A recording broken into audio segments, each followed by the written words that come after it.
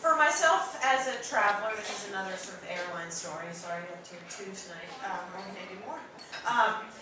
When my identity is much more defined when I'm traveling through the airport because of my disability. From the moment I check into the airport to when going through security, you get someone that yells like, "We got a female pat towel on aisle 9!" I'm like, that's me, I'm going to get felt up. Yeah. Right here, yeah. And so you go down the gauntlet of all these people who are cursing at you like, man, that fucking bitch, she gets to go first. You want to be in a wheelchair to go first? But be right ahead. Yeah, sit right up. So that's sort of, like the attitude that I get when I'm going through security is the people that are like scowling and then the people that are like, oh, but it's okay. And then the best part is like the woman who sort of says like, when I come to the sensitive areas, I'm going to use the back of my hand, and I'm like, you know what, you might as well use your palm, because I'm not getting a lot these days. Just feel it. I don't feel a lot on my body, so whatever.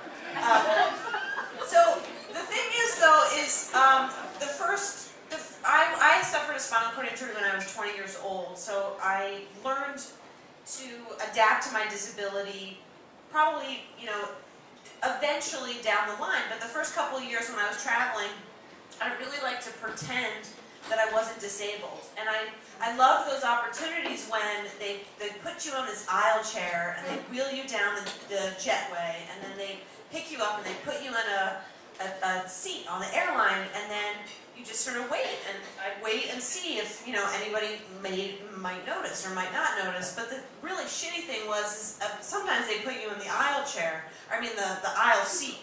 So you might have like a 60, 70-year-old woman that was coming up to you, and they'd have to sort of like straddle over me to get to the window seat or even the middle seat. And I was always confronted with such like awkward situations where I'd say like, I'm sorry, ma'am, I can't stand. And then they'd say like, oh, are you okay? Like, can I get someone? And I'm like, no, I can't walk. And they're like, really, I can call the flight attendant. Like, this is something I can get. And then I'm like, no, I'm paralyzed. And they're like, oh. I'm so sorry. I'm like, you brought this on yourself. And I had this one particular incident where I saw this guy that was coming towards me. He was in a kilt, and he looked like sort of Vince Vaughn meets Ben Affleck, and I'm like, oh, maybe he gets to straddle me, and he's one of those Scottish people that like doesn't wear underwear. But that didn't happen, so that's another story for another time. In any case, so eventually I would have to sort of admit, like, yes, I have a disability, or I'm going to need some help along the way, or God forbid the flight attendant comes and hangs a blanket and I have to like pee next to you. I'm sorry, that's just the way it's going to be. When about 4 years into my past, like my spinal cord injury, I moved to graduate school in Arizona. I went to the University of Arizona in Tucson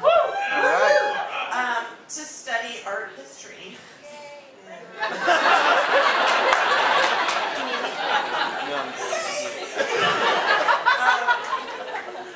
That's not a good line at a bar, believe me. So in any case, the University of Arizona recruits wheelchair athletes to play a lot of their sports. They even give scholarships. And have any of you guys seen the documentary film Murder Ball? Yeah! So I played with some of those guys.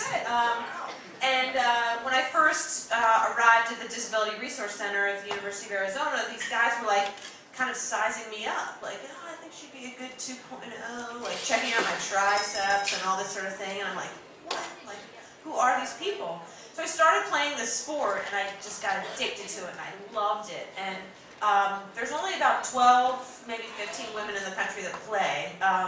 We're a very small minority, and I think we like men and like crashing into each other, like the mixture of things. I don't know. There's a lot going on there. That's another story. But I eventually moved back to Philadelphia about a year and a half ago, and I was traveling with the Philadelphia rugby team, and we were going on a tournament down to Jacksonville, Florida. And I was really excited because this was the first time I got to travel with a member of my family. I got to invite my mom to come down with me and to be with me on the team, And this was the first time, like the 7 years I'd been playing rugby, that she actually got to see me play and like fix my axles on my wheelchair and like pop the tires, and you know, like the able-bodied people come out like a pit crew, and they're like, you know, set you up and they fix you up and then they right you up and again when you get knocked out of your chair. And I remember this very distinct moment.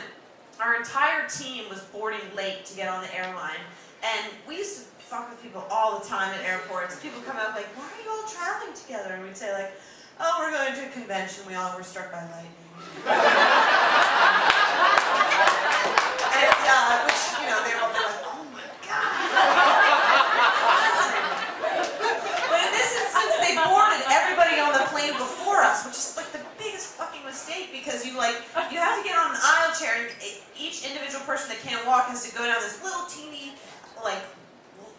chair and get like lifted onto the plane, and then they get like take the chair back out, and they get another person and lift it on the chain, and everybody on the plane is like not feeling like sorry for the people in wheelchairs. They're like, this fucking team, what are they doing, like boarding so late?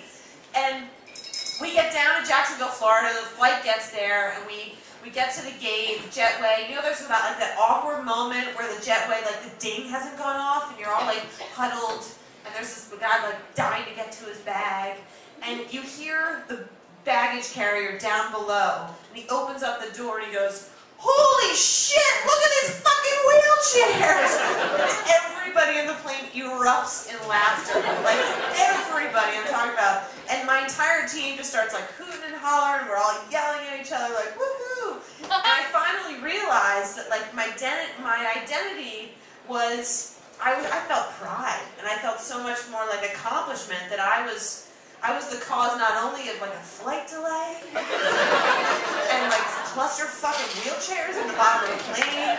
Like everybody in this plane was respecting us because we were like a team and we were all traveling together.